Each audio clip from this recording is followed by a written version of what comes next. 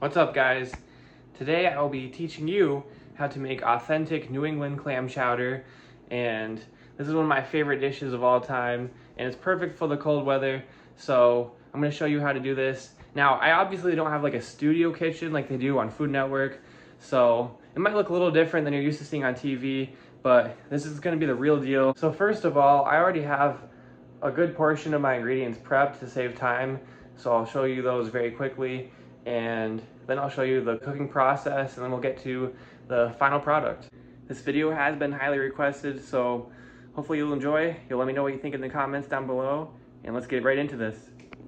So the first thing I'm going to do is take this ½ pound of pork belly that I chopped up, and we're going to put it in the pot, and I'm going to let it cook down for quite a while until it gets nice and crispy, and then I'll show you what we're going to do from there. All right, so welcome back.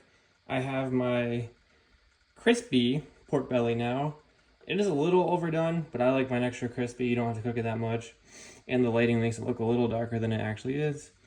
And then I have my grease left over right in here, so I'm going to be using that now to cook up my pre-chopped and pre-blended onions and celery. I do not put carrots in my chowder. I know some people do. I do not do it that way.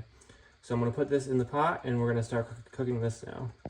All right, so now in here I have 2 chopped onions and 2 stalks of celery, and I'm going to let this cook up for a little while in the pork belly grease, and then we're going to move on from there. All right, welcome back.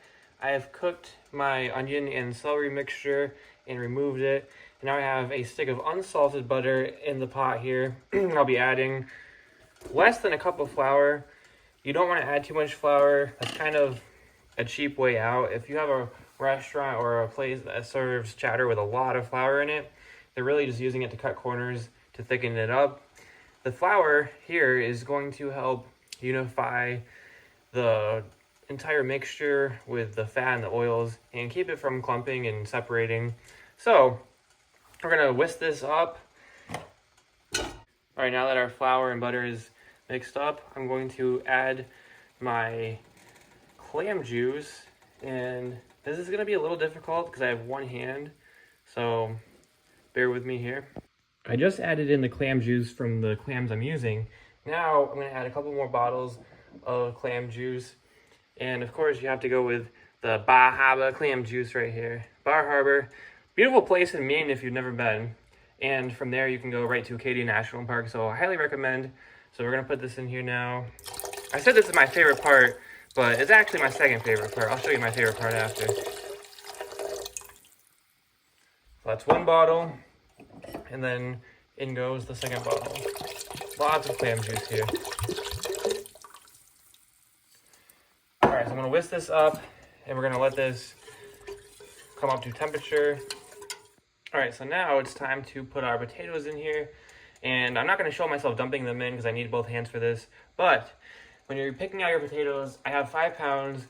You need to make sure you don't pick out the russet potatoes because those are going to disintegrate. I have some that were grown in New York. Maine potatoes work great, but you just need to make sure they are not russet potatoes.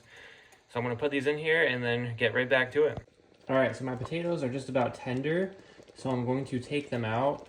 But I wanted to mention one more thing. You do not want to soak your potatoes before you cook them. After you chop them up, you just put them directly into the pot because you do want it to be starchy to make it thicker. So this is not a recipe where you want to soak your potatoes in cold water. Definitely wash them, but don't soak them. So now I'm going to take the potatoes out, leave the rest of the liquid in here, and then I'll show you what we do next. Now I have my onion and celery mixture back into the pot. I've removed my potatoes right there. I'm now going to use my electric hand blender to really refine these. All right, now we're back. I have finished using my immersion blender, and I'll be adding my potatoes back into the mixture here. And then we get to add the clams. That is my favorite part. All right, potatoes are back in. I've also added my half and half, which is what really gives it that classic white clam chowder look to it. Now I'll be adding my chopped up clams, and here they are, one-handed.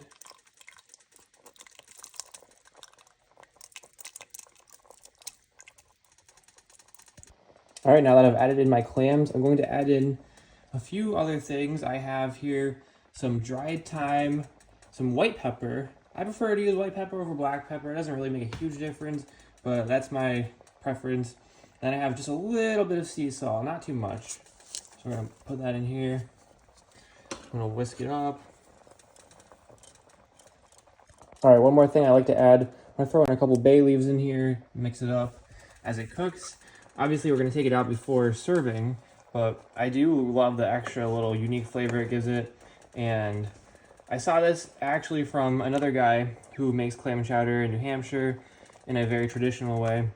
So I like the touch it gives it, and we're almost done. All right, our chowder is done. The potatoes are soft, the bay leaves are out. Now it's time to dish it up. And here we have the final product. Can't forget the oyster crackers. Now it's time to enjoy. Let me know what you think down in the comments, and we'll see you next time.